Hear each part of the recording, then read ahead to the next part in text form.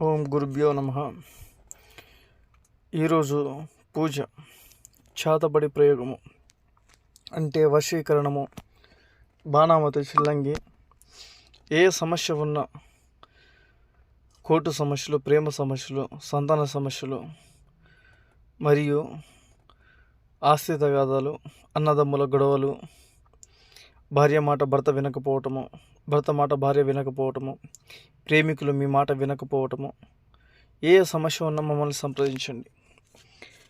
బాణామతి చిల్లంగి ద్వారా మీరు ఎవరిని నాశనం చేయాలనుకుంటున్నారో కాళ్ళు చేతులు పడిపోవటము, మాటలు రాకుండా చేయటము, మంచంలోనే పడేయటము, ఇటువంటి ప్రయోగము బాణామతి చిల్లంగి ద్వారా చేసుకోవచ్చు.